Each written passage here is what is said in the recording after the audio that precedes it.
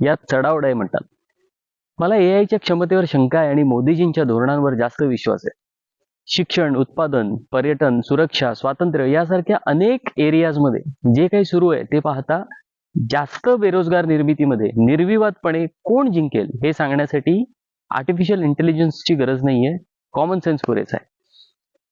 पण महागाई, हवामान बदल, युद्ध, आर्थिक संकट वगैरेच्या पार्श्वभूमीवर एआयच्या येण्याने नोकऱ्यांवर काय परिणाम होऊ शकतो याबाबत थोडं जागरूक असणं उपयोगी ठरू शकतं. NASSCOM, ministry of technology, RBI reports आणि बजेट कागदपत्र वगैरेंच्या रेफरन्सने काही आकडेवारी जगदीश नाईक यांनी मांडली.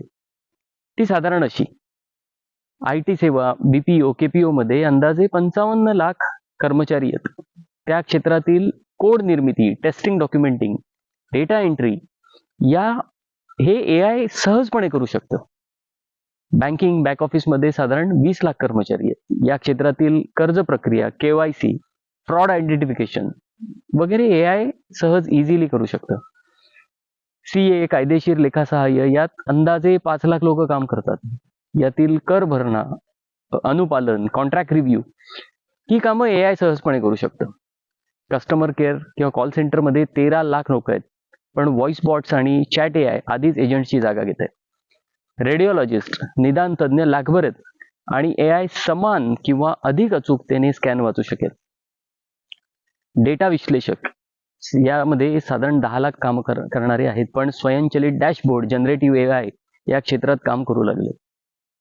ज्युनियर सॉफ्टवेअर डेव्हलपर 20 लाखाच्या आसपास आहेत आणि गिटहब, कोपायलट, क्लॉड, कर्सर, कनिष्ठ कोडर्सची जागा सहजपणे घेतात. मजकूर लेखक किंवा अनुवादक साधारण 8 लाख आहेत. जनरेटिव्ह एआय हे काम मोठ्या प्रमाणात करायला लागले.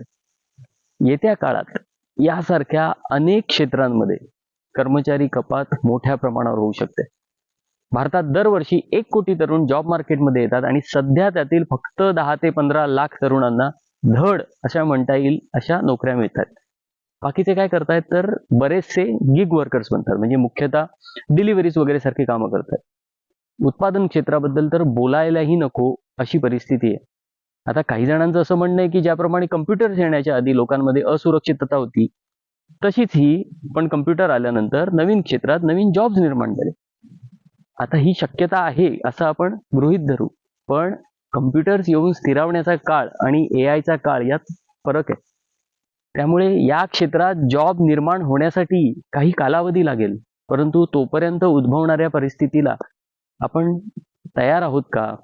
कारण सध्या आपण अभूतपूर्व अशा आर्थिक समस्येच्या काळात आहोत.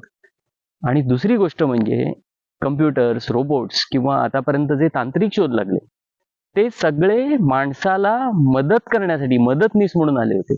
एआय कडे कृत्रिम बुद्धिमत्ता म्हणजे स्वतःची बुद्धिमत्ता असणार आहे. त्यामुळे या क्षेत्रातील तंत्रज्ञांचे मार्गदर्शन घेतलेलं उत्तम. एआय नाही, पण कॉमन सेन्स सांगतोय की येणारा काळ हा अतिशय धोकादायक आहे, विशेषतः भारतीयांसाठी. विचार करा.